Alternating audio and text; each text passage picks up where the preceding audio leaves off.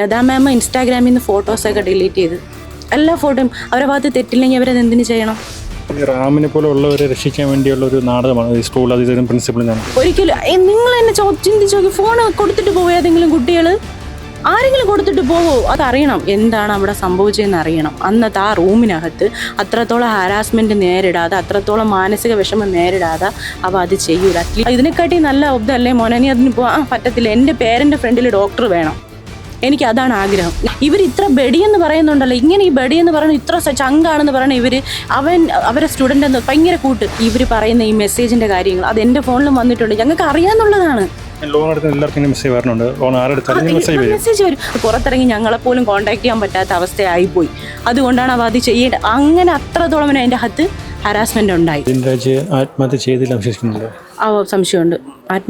അവൻ എന്തുകൊണ്ട് ആത്മഹത്യ ചെയ്തെന്നുള്ള കാര്യത്തിൽ നമുക്ക് സംശയമുണ്ടെന്ന് പറഞ്ഞു കഴിഞ്ഞാൽ ഇപ്പം വന്നിരിക്കുന്ന കുറച്ച് പ്രിൻസിപ്പളിൻ്റെ ഒരു മീഡിയയിൽ കൊടുത്തൊരു സ്റ്റേറ്റ്മെൻറ്റ് നമ്മൾ കണ്ട്. അതിൽ പുള്ളി പറയുന്ന ഒരു കാര്യങ്ങളും വ്യക്തമല്ല. ഒരു കാര്യങ്ങളെന്ന് വെച്ചാൽ എന്താണ് സംഭവിച്ചതെന്ന് പറയുന്നതിലൊന്നും ഒരു ക്ലിയർ ഇല്ല. അവൻ ഫോൺ വെച്ചിട്ട് പോയി എന്ന് പറയുന്നുണ്ട്. ഫോൺ പിന്നെ അത് കഴിഞ്ഞിട്ട് അവൻ മാഡത്തിന് അങ്ങനെ കോൾ വന്നതിൻ്റെ മാനസിക വിഷമത്തിൽ ചെയ്തെന്ന് പറയുന്നുണ്ട്. അവ അങ്ങനെ ചെയ്യൂല. നമുക്ക് അറിഞ്ഞൂടാത്ത കാര്യമല്ലല്ലോ. ഒരുപക്ഷെ അവ അങ്ങനെ ചെയ്യണമെങ്കിൽ വീട്ടുകാർ അറിഞ്ഞെന്നുള്ളൊരു പേടി കൊണ്ട് ചെയ്യണം. ഇതതുമല്ല. ഇവർ പറയുന്ന ഈ മെസ്സേജിൻ്റെ കാര്യങ്ങൾ അത് എൻ്റെ ഫോണിലും വന്നിട്ടുണ്ട്, ഞങ്ങൾക്ക് അറിയാമെന്നുള്ളതാണ്. ലോൺ എടുക്കുന്ന എല്ലാവർക്കും മെസ്സേജ് വരുന്നുണ്ട്. ലോൺ മെസ്സേജ് വരും. അതിൻ്റെ പേരിൽ അങ്ങനെ അല്ലെങ്കിൽ അവനെ ഓഫീസ് റൂമിൽ വിളിച്ച്, ശരി, നമ്മളെ വിളിക്കേണ്ട ഉത്തരവാദിത്വം അവർക്കില്ലേ? പാരൻസിനെ അറിയിക്കേണ്ടേ? പ്രിൻസിപ്പൽ പറഞ്ഞ സ്റ്റേറ്റ്മെന്റിൽ വീട്ടിൽ വിളിച്ച് പറഞ്ഞ സ്റ്റേറ്റ്മെന്റ് ഉണ്ട്. ഇല്ല, അവർ വിളിച്ച് പറഞ്ഞപ്പോഴത്തേക്ക് ഫോൺ സ്വിച്ച് ഓഫ് ആയിരുന്നെന്നാണ് അവർ പറഞ്ഞത്. വീട്ടിലെ പാരൻസ് മാത്രമല്ല ഉള്ളത്, ഞങ്ങൾ വന്നാൽ ഈ വീട്ടിലുണ്ട്, അത് അവനും അറിയാമെന്നുള്ളതാണ്.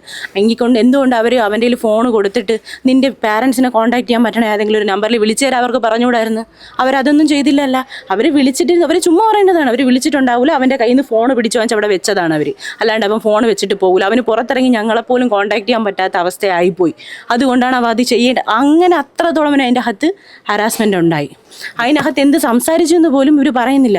പ്രിൻസിപ്പൾ പറയുന്നത് ഒരു ചെറിയൊരു ലാഭത്തോടെ അങ്ങ് പറഞ്ഞു നിർത്തുകയാണ്. എൻ്റെ അനിയൻ്റെ ജീവനാണ് പോയത്. അവർക്കതിൽ നിന്ന് വലിയൊരു ഇഷ്യൂ. എന്തുകൊണ്ട് പ്രിൻസിപ്പൾ ഇത്ര ദിവസമായി അവരെ ഭാഗത്തൊരു വിഷയം ഇല്ലെങ്കിൽ ഒന്ന് ഇവിടെ വിളിക്കുക, അല്ലെങ്കിൽ വരെയോ, അവിടെ നിന്ന് ആരെങ്കിലും ഒരാൾ, ഏതെങ്കിലും ഒരു പ്രിൻസിപ്പൾ,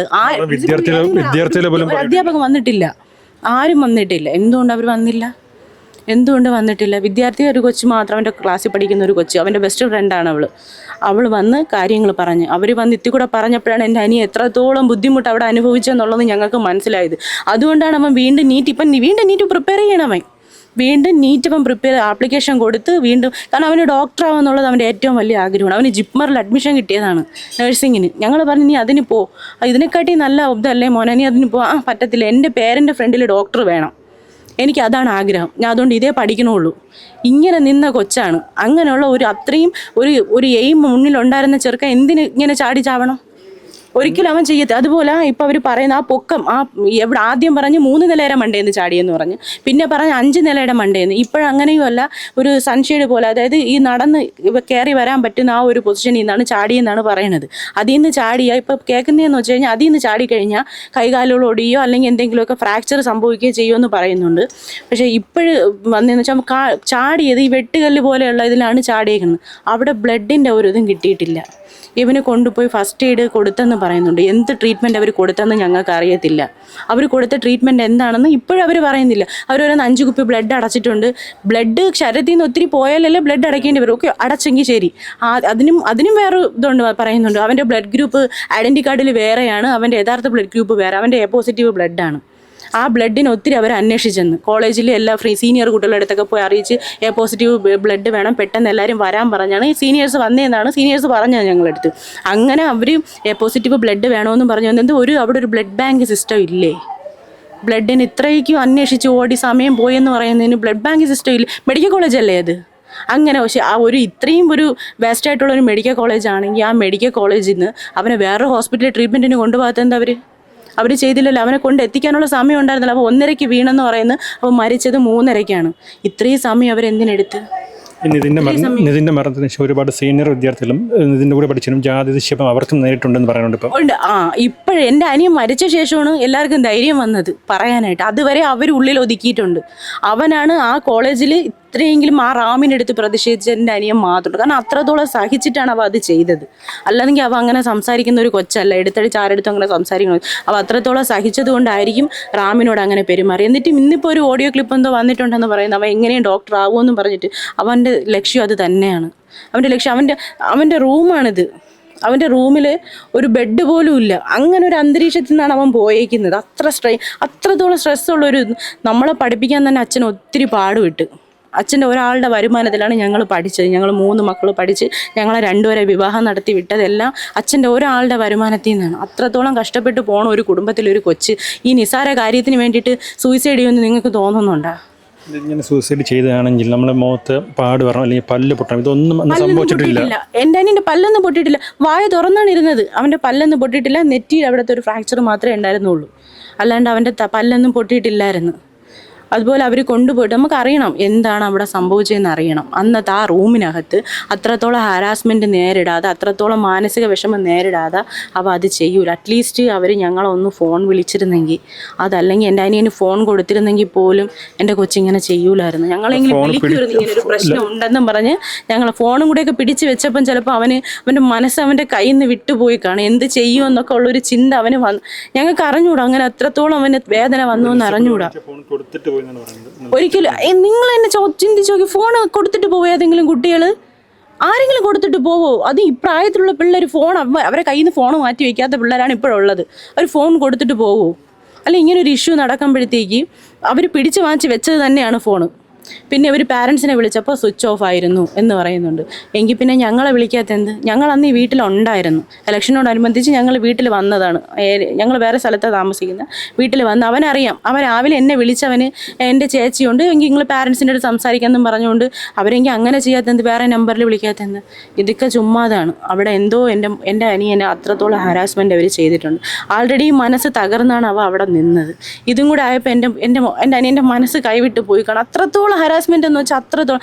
അവിടെ നിന്ന് വീണ്ടും ഒരു സീറ്റ് കിട്ടി പഠിക്കുന്ന കുട്ടി വീണ്ടും അവിടെ നിന്ന് സീറ്റ് കിട്ടി രക്ഷപ്പെടണമെന്ന് ചിന്തിക്കണമെന്നുണ്ടെങ്കിൽ അവിടെ എത്രത്തോളം ബുദ്ധിമുട്ടാവും അവിടെ അനുഭവിച്ചിട്ടുണ്ടാവും. അതുകൊണ്ടല്ലേ അവ അങ്ങനെ പോകണമെന്ന് ആഗ്രഹിച്ചത്. റാമിനെ പോലെ ഉള്ളവരെ രക്ഷിക്കാൻ വേണ്ടിയുള്ള ഒരു നാടകമാണ് ഈ സ്കൂൾ അധികൃതരും പ്രിൻസിപ്പളും കാണിക്കുന്നത്. ഉറപ്പാണ്.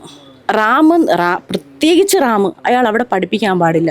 എൻ്റെ അനിയൻ ഞങ്ങൾക്ക് നഷ്ടപ്പെട്ടു. ഇനിയുള്ള കുട്ടികളെങ്കിലും അവർ സമാധാനത്തോടെ അവിടെ പഠിക്കണം. ആ കോളേജിൽ ഇനി നടന്നു പോവേണമെന്നുണ്ടെങ്കിൽ ആ കുട്ടികൾ അവിടെ സമാധാനത്തോടെ പഠിക്കണം. പിന്നെ അവിടുത്തെ മാനേജ്മെൻറ്റിനെ കുറച്ച് ഇപ്പോഴും അറിയില്ല. ഒരു ട്രസ്റ്റ് എന്നൊക്കെ പറയണുണ്ട്. എന്ത് ട്രസ്റ്റാണെന്ന് അറിഞ്ഞൂടാ. നമ്മുടെ ഭാഗത്തു നിന്ന് വന്ന തെറ്റാണ്. ഞങ്ങളത് അന്വേഷിച്ചിട്ട് ആ കോളേജിനെ കുറിച്ച് തിരക്കിയിട്ട് എൻ്റെ അനിയൻ അവിടെ അഡ്മിഷൻ എടുക്കണമായിരുന്നു. നമ്മൾ അച്ഛൻ കൊണ്ട് അവൻ്റെ സ്വപ്നം കിട്ടിയല്ലോ എന്നും പറഞ്ഞ് കൊണ്ടുവന്ന് അഡ്മിഷൻ എടുത്തതാണ്.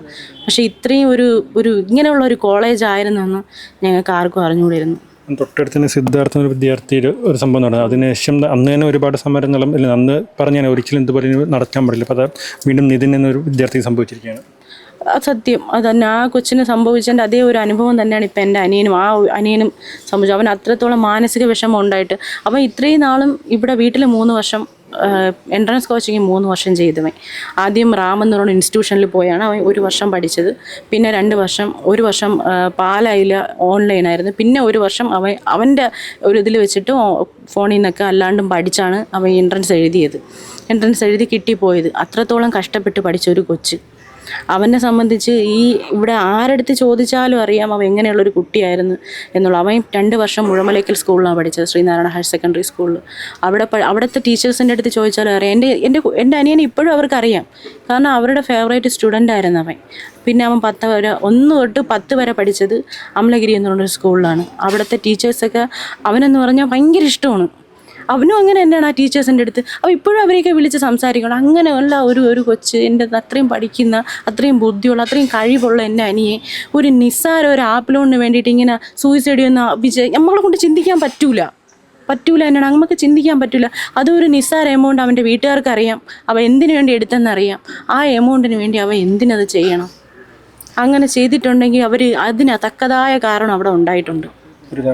ഈ നിതിൻ മരിച്ച് ചടങ്ങുകൾ കഴിഞ്ഞ മണിക്കൂർ കണ്ണൂരിലെ കമ്മീഷണർ പറഞ്ഞു വെച്ചാൽ ഇതൊരു മൊബൈൽ ലോൺ ആപ്പാണ്, വേറെ ഒന്നും ഉണ്ടായിട്ടില്ല. ഈ സംഭവം നടന്നത് കണ്ണൂരാണ്, ഒരു കോട്ടയാണെന്ന് എല്ലാവർക്കും ഒരു പാർട്ടിയുടെ കോട്ടയാണ് അറിയാം. അപ്പോൾ അവിടുത്തെ ഈ പാർട്ടിയുമായി ബന്ധപ്പെട്ട ആൾക്കാരെ രക്ഷിക്കാൻ വേണ്ടിയാണോ അന്ന് പോലീസിൻ്റെ ഒരു നടപടി? അതിനെക്കുറിച്ചൊന്നും ഞങ്ങൾക്ക് അറിയത്തില്ല, ഇപ്പോഴും അന്വേഷണം നടക്കുന്നുണ്ടെന്നാണ് പറഞ്ഞത്. CI അടുത്ത് നമ്മൾ വിളിച്ച് കാര്യങ്ങൾ അപ്പോഴപ്പോഴും അന്വേഷിച്ചിട്ടുണ്ട്. നല്ല രീതിക്ക് തന്നെയാണ് നമ്മുടെ അടുത്ത് റെസ്പോൺസ് നമ്മുടെ അടുത്ത് തരുന്നത്, നമ്മൾ ചോദിക്കുന്ന കാര്യത്തിനെല്ലാം പറയുന്നത്. ഇപ്പോൾ CCTVയുടെ കോളേജിനകത്തെ ഫുട്ടേജൊക്കെ അവർ ചെക്ക് ചെയ്യുന്നുണ്ടെന്നും പറയുന്നുണ്ട്. അതിൻ്റെ ബാക്കി ക്ലിയർ ആയിട്ട് പിന്നീട് പറയാമെന്ന് പറയും. പക്ഷേ ഇന്നിപ്പോൾ നമ്മൾ വീണ്ടും ഈ പറയുന്ന ലതാ മാമിനെതിരെ ലതാ മാം ഇൻസ്റ്റാഗ്രാമിൽ നിന്ന് ഫോട്ടോസൊക്കെ ഡിലീറ്റ് ചെയ്ത്, എല്ലാ ഫോട്ടോയും അവരുടെ ഭാഗത്ത് തെറ്റില്ലെങ്കിൽ അവരത് എന്തിനു ചെയ്യണം? എന്നിട്ട് അവൻ്റെ ക്ലാസ്സിലുള്ള കുട്ടികളെ കൺവിൻസ് ചെയ്യിക്കാൻ വേണ്ടിയിട്ട് ചെറിയൊരു സ്പീച്ച് അവർ നടത്തിയെന്ന് കണ്ടു. അവൻ എൻ്റെ ബഡി അല്ലായിരുന്നു, അവൻ എന്തിന് ഇങ്ങനെ ചെയ്തത്, അവൻ എൻ്റെ പേരിൽ ലോൺ എടുത്ത്. എങ്ങനെയാണ് അവരുടെ പേരിൽ ലോൺ എടുക്കാൻ പറ്റുന്നത്? എന്നിട്ട് അവൻ്റെ അടുത്ത് പ്രിൻസിപ്പൾ ചോദിച്ചാൽ പറഞ്ഞ് അച്ഛൻ്റെയും അമ്മയുടെയും ചേച്ചിയുടെയും പേരാണ് വെച്ചേക്കണേന്ന് പറഞ്ഞു. ഈ പറയുന്ന ഈ സ്ത്രീക്ക് വന്ന മെസ്സേജ് ഞങ്ങൾക്ക് വന്നിട്ടുണ്ട്. ഇവർ ഇത്ര ബഡിയെന്ന് പറയുന്നുണ്ടല്ലോ, ഇങ്ങനെ ഈ ബഡിയെന്ന് പറയുന്നത് ഇത്ര ചങ്കാണെന്ന് പറയണ ഇവർ. അവരെ സ്റ്റുഡൻ്റ് എന്ന് ഭയങ്കര കൂട്ട്, അവനെ വിളിച്ച് മാറ്റി നിർത്തിയിട്ട് അവരെന്തുകൊണ്ട് ചോദിച്ചാൽ എൻ്റെ ഫോണിൽ ഇങ്ങനെ ഒരു മെസ്സേജ് വരുന്നുണ്ട്, എന്താണ് അതിൻ്റെ വിഷയം, എന്താണ്? നീ ഒരു കാര്യം ചെയ്യ്, നിൻ്റെ പാരൻസിനെ വിളിച്ചിട്ട് എനിക്ക് ഞാൻ അവരുടെ അടുത്ത് ചോദിക്കട്ടെ. അവരങ്ങനെ പറഞ്ഞില്ലല്ലോ. അവർ നേരെ ഓഫീസ് റൂമിൽ പോയി. ശരി, അവർ ഓഫീസ് റൂമിൽ പോയി സംസാരിച്ച് ഈ പ്രശ്നം ഉണ്ടാക്കി. അപ്പോഴിവൻ പറയുന്നതൊന്ന് കേൾക്കാനുള്ളൊരു സാവകാശം അവർ കൊടുത്തില്ല.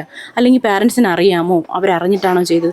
ഇപ്പോഴും ആപ്പ് ലോൺ എടുക്കാത്ത ആരുമില്ല, ഒരു കുട്ടികളുമില്ല. 18 വയസ്സ് കഴിഞ്ഞ് കഴിഞ്ഞാൽ ആപ്പ് ലോൺ എല്ലാവരും എടുക്കുന്ന കാര്യമാണ്. ആ ഒരു ആപ്പ് ലോണിന് വേണ്ടിയിട്ട് ഇത്രയും വർഷം കഷ്ടപ്പെട്ട് പഠിച്ച അവൻ്റെ പഠനം, അവൻ്റെ ജീവിതം, അവൻ്റെ വീട്ടിലെ സാഹചര്യങ്ങൾ ഇതെല്ലാം കളഞ്ഞിട്ട് അവൻ സൂയിസൈഡ് ചെയ്യുമെന്ന് എനിക്ക് ഒരിക്കലും വിശ്വസിക്കാൻ പറ്റൂല. അങ്ങനെ ചെയ്യത്തില്ല അവൻ.